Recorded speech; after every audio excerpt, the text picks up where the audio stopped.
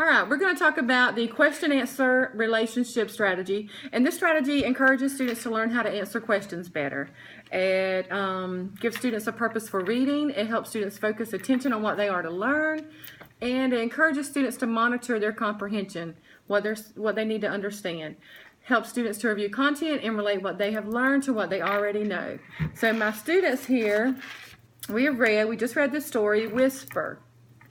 And what we're going to do, this strategy has 4 questions, and in my classroom what I would do is I would have my little reading center and I would have these questions, and as students read their book I would have them go through my index cards and answer these questions. And the first question is going to be, it's a right there question, and this type of question I've got it right on the index card, and it's a question that's found in the text, and this is just a question that they just find right in the text. They don't have to really think about it or search too much. They just find it right in the text pretty easy.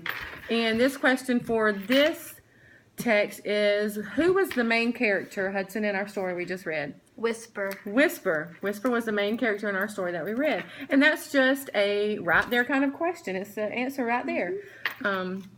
So then we go on to the next one, and this one is a think and share question, and this question is based on the recall of facts found directly in the text. So the students have to kind of think about it. They have to go searching for the answer. And this question is going to be, what could Whisper do, Morgan? Whisper could blow strong air out of his lungs. He had a talent where he could blow strong air out of his lungs.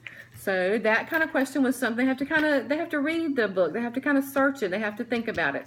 So then we move on to the author and you. And these type of questions, and I've got it right on the back, questions that require students to use what they already know and what they've learned from reading the text. So with this question, with this story, I would ask, how did Whisper feel helping the sailors? We know that Whisper had the talent to blow strong winds, and that allowed him to help the sailors. So how did Whisper feel, Hudson?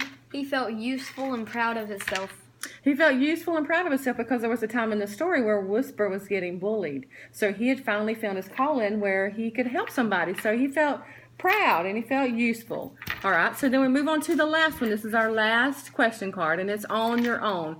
And these questions are based on the student's prior knowledge and experiences, and they may not even find this in the story. This is just something basing it on their experiences. So for this question, I would say, how would you feel if you weren't needed anymore, like Whisper? Hold on, Morgan. We know that Whisper was able to help the sailors. For a long time, he helped the sailors on the seas, and he helped them get out of storms. He helped them get to locations faster. But then all of a sudden, he wasn't needed anymore because what happened?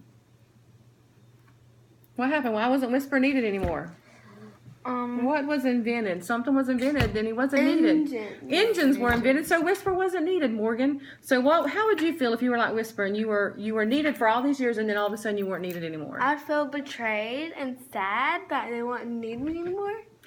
Very good. I think Whisper kind of felt the same way. He kind of felt he was sad that he wasn't needed anymore, and he kind of felt betrayed. So we found out in the story that Whisper kind of moved away, and he kind of lived his life alone after that. So this strategy really does help get your students thinking about what they're reading about. You want them to read it, and not just read it, but to understand what they're reading and to comprehend what they're reading and to figure out what the story is telling them. So I think the question-answer relationship strategy is a good strategy to use.